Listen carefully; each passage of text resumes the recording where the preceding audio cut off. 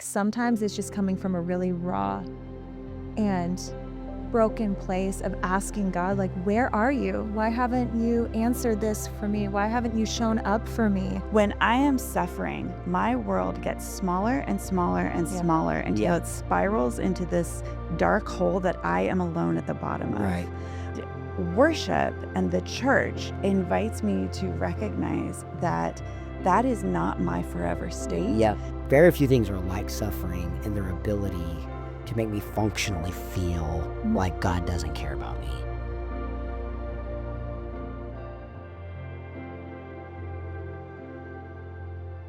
Hey guys, welcome to week 4 of our journey to Easter. This podcast series has been a lot of fun. It exists to dialogue with what we're reading on our 40-day plan as we move toward Easter together. And I'm super excited today. My co-host Liz Diddy is here, and one of our worship pastors, Rachel Kraft, is here, and just super excited. If you've been with us, the readings this week, they're a little heavy, and they focus on the suffering of Jesus, and some of that, when you look at that slowly, it's like hard to take in sometimes. The desperation of the heart of Jesus, what he was going through at the time. And it brings up a lot of questions in our world and our culture about pain and struggle and suffering. And so that's what we're going to talk about today. How do we struggle? So, of course, we had to have Rachel because your video this week was my favorite. Yeah. It's really just being authentic, honestly. I mean, I really didn't, I'm going to be honest, I didn't prepare much for it at all. I just read the scripture, and my response was just from a really honest place of like, what a beautiful example of how we are supposed to be authentically in conversation with the Lord. And I have a really strong conviction about being a performative Christian. I think that nothing makes me feel more icky than like pretending like everything's okay and like I'm the most perfect Christian in the world and like I'm not suffering or like have it all kind of under control. I just wanted to respond that like I am David in those Psalms. I have felt those emotions. And Remind us what psalm it was, because maybe people haven't seen the video. Okay. And if you haven't, there's a video that comes out every day with the reading. Yeah. But remind us, what psalm was that you were responding It to? was Psalm 22, and it was the forsaken cry. And, a lot of David's Psalms can be like just proclaiming God's goodness, and we need that. But I think we also need to see David at this place of suffering where he is just crying out to God, like, why have you forsaken me? Why haven't you answered my prayer? I mean, it's like, it's ugly. It doesn't look pretty. And we don't see that a lot of times, especially in westernized Christian. We don't see that display of like faith, of like sometimes it's just coming from a really raw and broken place of asking God, like, where are you? Why haven't you answered this for me? Why haven't you shown up for me? And that authenticity and that relationship with God is what he wants from us. He wants us to be in conversation with him. And I think being in that place with the Lord leads to revelation. I think God can reveal his goodness, his power, his provision to us in that moment. And he also invites us into just like a really beautiful and sincere place of worship with him when we can be very raw about where we're at through the tough times that we're going through in life. Well, and to keep that conversation open, right? Because, I mean, God is our lifeline when we're like in Psalm 23, when it talks about like, when I'm going through the valley of the shadow of death, like that's when you're with me. When there's this, I feel like there can be this weird pressure to pray very polite, deferential prayers to God of like, I know that you know what you're doing and I trust your will. And, when really like David gives us full permission to pray with our whole heart exactly where we are and come to God as our Father and tell him exactly how we're feeling. And because if we don't do that, for many of us, we just stop praying. That's right. Absolutely. That's right. Yeah. Yeah, I feel like I talk to people all the time who they're not praying. They're in a really difficult season that's probably sparked, naturally. When you're in pain, I get angry. I get bitter. I'm frustrated. And then I don't know. I love God, but I don't know if I'm allowed to be angry when I talk to God, Yeah. or bitter when I talk to God. Mhm. And I think that's a psalm like the one you did, Yeah. Psalms 22, right? Yeah. Where you can be, David's like frustrated. Yeah. He's angry. He's like, wait a minute, you said I was a king, Yeah. but I'm in a cave now. I've been forsaken. Yeah, how do you, especially as a worship leader, Rachel, how do you, Yeah. because it seems like, I watch you come out on stage and you're pumping your fist, you're doing your thing. Yes. Do you always feel that way when you come out? Absolutely not. Well, okay, it's twofold. I think there's two aspects of being a worship leader that are important. I think the first thing is there is a job that you need to show up and do. There's people you need to serve. There's volunteers that are counting on you. And yeah, you do need to show up and you do need to be a certain version of yourself to lead people well. But also, it is so important, at least between me and my relationship with God, that when I show up to do that, I'm coming from a really authentic place that I just like had it out with God in the car on the drive over the hill. So whether I was in tears, crying out to Him, whether I was just laying everything at His feet, all my worries, all my anxieties.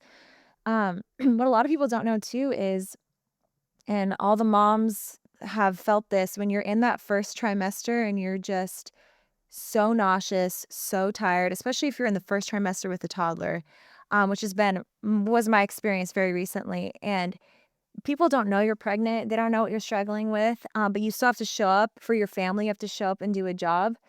And it can be really, really hard to have to pull yourself together. And I don't think we're meant to just pull ourselves by the bootstraps and just keep going and keep doing and be performative and good morning and let's worship together. And I will just crumble if I try to sustain long term that way. So I have to have that time before I show up and be that positive influence in the worship space. I have to have that honest, vulnerable prayer with God. And I think He's really blessed me with that 45-minute drive over the hill. I live in Santa Cruz. So He's blessed me with those Sunday mornings drives with coffee, just nobody's on the freeway. And I will just lay it all out and pray to Him. And there's a lot of tears in that. There's a lot of even those moments of that forsaken cry that David shows us of just like, God, you haven't shown up for me in this way yet. And you haven't answered this prayer for me yet. And like, where are you? But it's really interesting. By the time I get over that hill and I kind of get into Los Gatos, my prayer can oftentimes turn into just proclaiming His goodness and His faithfulness. And like, despite that, Lord, despite that, you are so worthy of praise this morning. You've Yeah. always been faithful to me. You will always be faithful to me. Your scripture shows that. The way you've shown up for me has shown that. And I am going to praise you with everything I have. And there's something about that kind of ritual that God and I have on a Sunday where I feel like that's the only way I can actually show that true joy and show that true excitement to worship, because I already had that raw and real conversation with Him Yeah. before coming to that place. Yeah. Well, and that honestly sounds like the Psalms, right? Like when you Yeah. read the Psalms, even the ones that are like the Psalms of lament, which, you know, we oftentimes lack really good language We don't have good language. or Our or culture, I don't think. rituals Yeah. or like just habits and patterns or tools for grief. Yeah, I mean, I was gonna say, like, the pressure you feel to, like, kinda have it together when you get on stage, I feel Yeah. like that's just a Western culture pressure. Yeah. Like, we have this pressure to, like, not be sad, and sometimes if you go through something or you are struggling with something, your friend group can kinda give you about 5 minutes to, like, Yeah. cry about it Mhm. or Mm. complain about it, but then the expectation is that you're, like, put your happy face on and be happy, and I think we don't, because of that, we're not really good at processing what we're going through with God and Yeah. what we're battling with. And maybe someone's battling with physical pain or they're battling with relational pain. It can be really easy to stuff those Yeah. because the social expectation is that you don't want to be the one who ruins the vibe. You don't want to be the one who shows up to work having to wipe your face because you're sad. And I think church can be like amplified. Yeah. because you show up in that space and you're supposed to be, you come to church and you're kind of supposed to be like, man, I love God. I believe in him. Yeah. He's good. And then we sing these happy songs. Yeah. I know sometimes we've sang those songs and I'm just been like, I don't resonate with any of these happy songs right now, you know? Yeah. And I think there's just a battle in the heart to kind of be authentic, but then the expectation of what you're supposed to be like. You know, the song that was just popped into my head is the Joy of the Lord. Joy of the Lord is my strength. In the darkness I'll dance, in the shadows I sing. And I think we sing that and it's like, what does that even mean? Yeah. In the darkness I'll dance, in the shadows I'll Yeah. sing. Is it because we feel super happy in the darkness and in the shadows? Right. Like, no. Yeah. I think sometimes going through the darkness and in the shadows, the only option we have is to worship him and is to just surrender it to him. And the joy that comes through that is from the Lord. It's not like we're producing some like supernatural, like on our own, this ability to feel joy when we're suffering. Like it is very real to suffer and to just feel horrible and to feel weak and to feel broken and ill-equipped. And like that's why we sing those songs, because that's where we gain our strength from. Well, and there's that tension between authenticity and honesty, but there's also, I think that there's something like when the Bible actually invites us Yeah. to rejoice with those who rejoice and weep with those who weep, That's right. whether we feel like rejoicing or we feel like weeping. Like when our friend comes, instead of giving them advice or telling them at least this is good, you can like sit with them in that.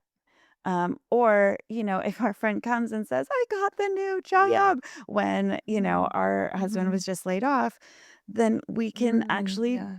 rejoice with them in that. Yeah. And like both feel hard in right. different ways, but there's an invitation in that. And I think this happens to me, like when you're talking about that with worship, this happens to me when I sing in church, especially when I'm not feeling it. Yeah. When I am suffering, my world gets smaller and smaller and Yeah. smaller until Yeah. it spirals into this dark hole that I am alone at the bottom of. Right. And worship and the church invites me to recognize that that is not my forever state. Yep. Yeah. And that is not a reflection of the ultimate larger Yeah. reality that Yeah. God is king over. Yeah. And so when I can sing, I'm going to dance in the shadows or just stand there and hold my coffee and hope that one day I can dance in the shadows again. I can look over and see someone who I know lost a child or who Yeah. I know went through other things. And I've seen God show up in faithfulness in their Yeah. life. And I've Yeah. seen them come out the other side. Yeah. I've seen them learn how to smile again, even though their life will never be the same. Yeah. And I've seen God's faithfulness carry them. And then I remember, oh, it's that same faithfulness that I can depend on too. Yeah. And so even though I'm not feeling it right now, even though it doesn't feel real to me right Yeah. now, that reality of who God is and what he is like and what he can do and the redemption that he can bring out of nothing, Yeah. it becomes more real when I can be in community and when I choose to worship in light of the reality of who God is, not the reality of how I'm experiencing him right now. That's really good. And you're talking about how our feelings when we're going through that. I very few things are like suffering and their ability to make me functionally feel like God doesn't care about me. Yeah. And I don't know how you guys grapple with that or go through that, but like that psalm about being forsaken, it's like that's a real experience. If you find yourself, especially if you find yourself, it's one thing to, in our modern inconveniences to be like, I'm stuck in traffic or I'm having a kind of a bad day or whatever, but we've all experienced like seasons of like loneliness or seasons of just like chronic pain or friends or family members that are suffering. And there doesn't really seem to be a way to snap your fingers and like make it better. And it seems like in those spaces, there's a lot of things that we can believe that aren't true about God. Have you guys experienced that? I have definitely believed some things about God. I think, here's the thing. Like when we look at the book of Job, I think Satan truly believes that he has in his back pocket, like the thing that will convince any of us that God doesn't love us and that it's not worth it to be Yeah. faithful to him Yeah. because we're not going to get Yeah. out of it what we think we're That's going right. to get out of it. And so I I I think a lot of the brokenness comes from when we like the opposite lie, that is, if we do everything good, if Yep. we are like Yeah. we're doing all the right things, we're having all the right attitudes, we're you know showing up to all the right places, that God is just gonna bless us, that all of he's going to solve our problems. We're going to be, like the kids in the front row get eye contact from the teacher, like let's go. And I think that like actually when we read our Bibles, we look at, you mentioned like David, or was Yeah. it you, who was Yeah. like, I'm going to be king. God said I'm going to be king. Yeah. Like let's go. And instead he's hiding in a cave, and it looks like, I mean, he's like inches from death. Yeah. Joseph, same, right? Like Yeah. he's like, God told me I've got this promise. That's Like right. I'm his favorite. Yeah. And then he's at the bottom of the pit. He's Right. in prison, Right. forgotten for years. Yeah. Like, I mean, we read this in like a couple pages. It's like years, Yeah. Yeah. of being forgotten and abandoned. And then we like Jesus went through suffering. Yeah. Like Jesus was deeply loved by God. Yeah. Jesus Yeah. was on the path to glory. Yeah. Suffering was a part of it. Yeah. And we're told, like in the New Testament, we're told, don't be surprised when you suffer. Yeah. Yeah. Because like I think we sometimes imagine that suffering is a punishment or an Mhm. abnormality or a sign that we are off the Yeah. yellow brick road, Yep. when really it is Yeah. a transformational part of the journey that is meant to be something that we all experience. Yeah, one of my favorite verses in 2 Corinthians 1, and Paul says that he's been crushed beyond the ability to bear. And he's just talking about his ministry. And he goes, in fact, we thought we were going to die. But he says, as a result, we stopped trusting in ourselves. Yeah. And so he gives this kind of interesting thing that comes from this this season of his life where he was like, I think this is it. I'm going to die. And he says, what actually happened in that is like my confidence in my ability to pull it together, pull myself up on my bootstraps, trust in my ingenuity or my confidence, my education. God kind of laid waste to all of that. Yeah. And then he says, and then we basically put our confidence in the one who rose from the dead. And and he found that more solid place. Well, I think that's the thing, right? Is I feel like there have been many times in my life where it's like, I'm going to die, or Yeah. this person who I deeply love is going to die. And that is the power of Jesus, is that when we feel like we're going to die, not only does he have power over death, Yeah. but he has the power of resurrection. Yeah. So that even if I do die, Yeah. even if the person who I love does die, Yeah. death doesn't actually have the final Yeah. word. Yeah. I think Satan wants to tell us that suffering is the end Yeah. of us. And God tells us that suffering is, I mean, it's not necessarily something that he has designed or something but it is not above his power Yeah. to redeem, and Yeah. nothing is wasted with God. Yeah. And the idea, what if instead of believing that suffering was a sign that we were forgotten or abandoned by God, what if we believed that there was nothing that the brokenness of this world could do to us, Yeah. that God could not Redeem. redeem Yeah, it's really and good. turn Yeah. to be good? Well, I will say truly, and I don't know if this is just like the competitive person in me, but like in my moments of suffering, I kind of get to a place of like, okay, like let's go. Like let's do this. Like Yeah. this is hard, but Yeah. like what are you going to do in this, God? How are you Yeah. going to show up for me in this? What are you teaching me? How are you going to Yeah. refine me? I kind of get in this I kind of check myself because I'll get in this place of this victim mindset of like, oh, this is so hard. And I'm crying and I'm weeping and I'm bouncing the baby for the millionth time. I'm like, what am I doing wrong? Why is this working out so much easier for everyone else? And God, like, are you punishing me? And that I just feel God be like, this is not the invitation I have for you for your life. You are going to suffer. Life is going to be hard.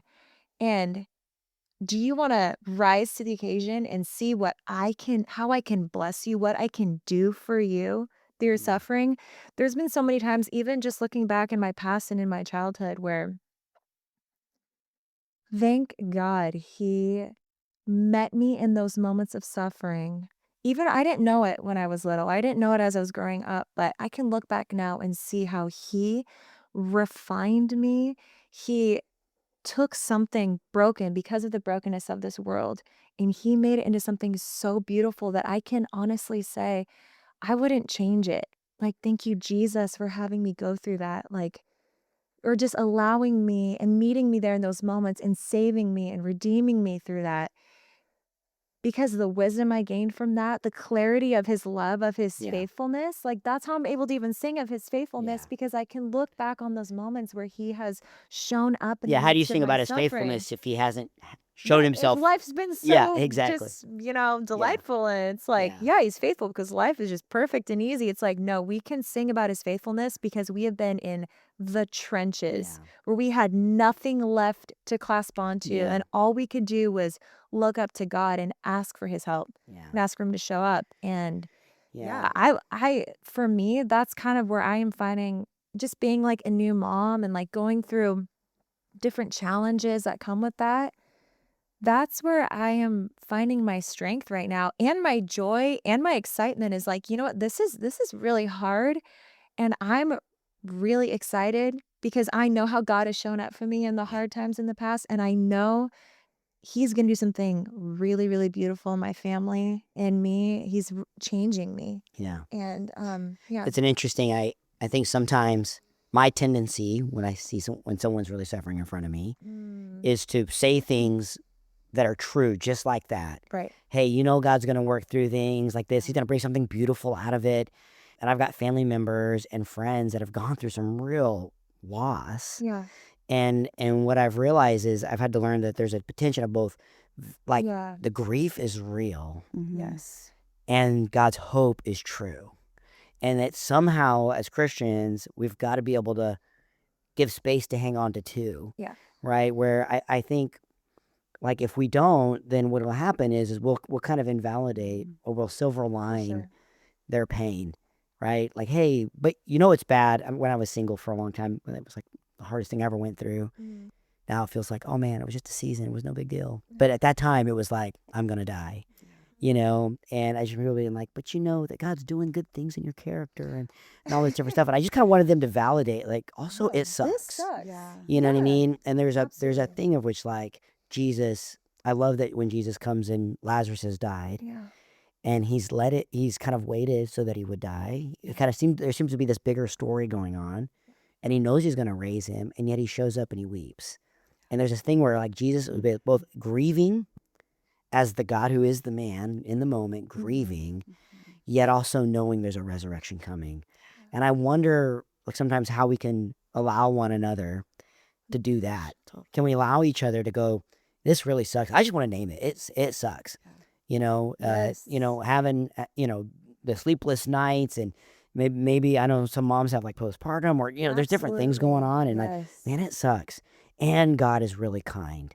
How do we lean into his heart? You know? And from hearing another just woman or mom even just stop there and sit in that moment with you. Like, Yeah. gosh, isn't it so hard? This is so hard.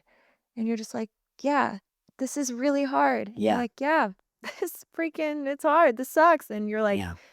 thank you just for like not sugarcoating it, Yeah. not jumping straight to that place of like, but you know what? Like God is so good and it's such a short season. You just got da-da-da-da. And like, let's not move on from that place of like just listening and grieving with one another. There's so much about it that's timing, right? I mean, my dad died of cancer 10 weeks before my wedding day. Wow. And people were like praying outside of his hospital room, like, God can heal him. God can heal him. And I was like, I don't think he's going to. But God can raise him. And I know that he has. Yeah. Yeah. But I think that there's so much to know about just how to walk through that. And I'm not grateful that my dad died. Yeah. You know, almost 20 years later. Yeah. And I like, kids never met him. Yeah. Mm, Yeah. yeah. That's real. It's real, Yeah. But here's the thing also, like, I'm there sorry. is no, sorry. Yeah. It's been long enough that I don't usually actually, normally can talk about it a little differently. It's anyone who's, gone through losing someone really close to them knows that there are cycles of healing, and I'm in a very different place now than I was, a year then. But like now, yes, I can count the gifts. Like I was just talking I was talking with my husband and he about a friend of mine, and he was like, you haven't we haven't seen them for like years. And I Yeah. was like, she held me Mm, when I was crying so hard I couldn't breathe. Yeah. And she like there's no you don't experience friendship the way that you experience it in Yeah. those times of suffering, yeah. it doesn't feel like a gift at the time. You're not like, Yeah. thank you, you're gonna become a lifelong friend of mine and I'm always gonna look Yeah. back. Like Yeah. it doesn't feel like a gift. Yeah. But yes, I can count it as that now. Yeah. I want to be careful how I say this because I know that there are some people who say it really well intentionally, but it like for the longest time, it would just drive me crazy when people would talk about like their battle with cancer, Mm, and as though like my dad had like entered the ring with cancer, being in the same weight class and having like a remote chance of being Yeah. in a fair fight. Yeah.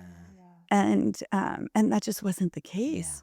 And I Yeah. think that there are things about when, some of these things happen and it feels so out of control.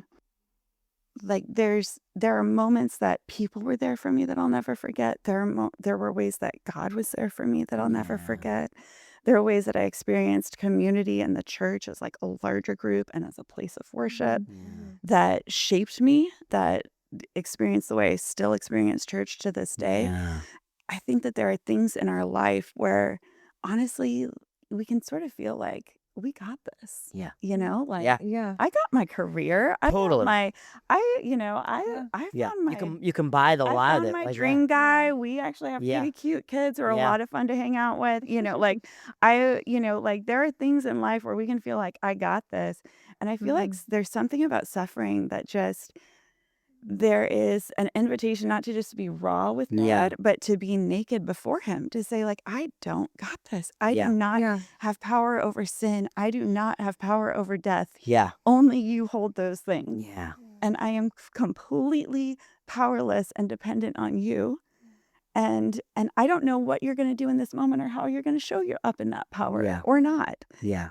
But I trust you with it. Yeah. Yeah. And I think that there is, we were talking about, one of the devotions this week was talking about shame and how it can make us run away from God Yeah. and the invitation to run towards God. And I Yeah. think vulnerability is the same. Yeah. Vulnerability Yeah. can make us want to run away Yeah. from God Yeah. when really like the safest place to be is with God and leaning on his strength and our own vulnerability. And I think there's a knowing of God Yeah. I'm not sure you can have Mm. until you're that vulnerable and that laid bare. Yeah. I think like Paul says, I want to know Christ in the power of his resurrection, but also the fellowship of his sufferings.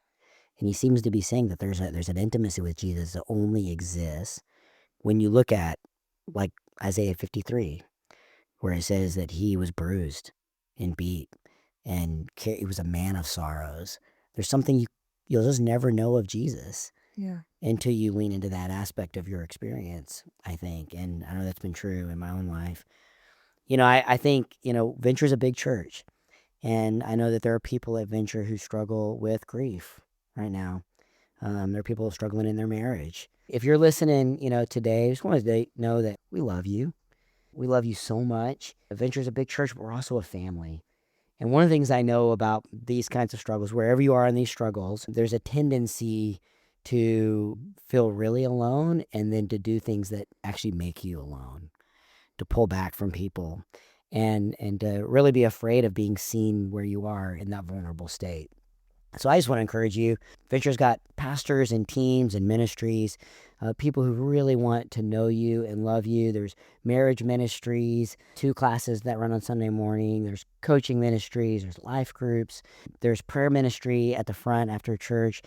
I think my strongest encouragement would be like lean into the heart of Jesus, but also grab onto who's walking next to you, Absolutely. and be willing. Take a risk maybe to invite somebody into your journey with you, and you might be blown away the way you can be loved by someone who would see you right where you are.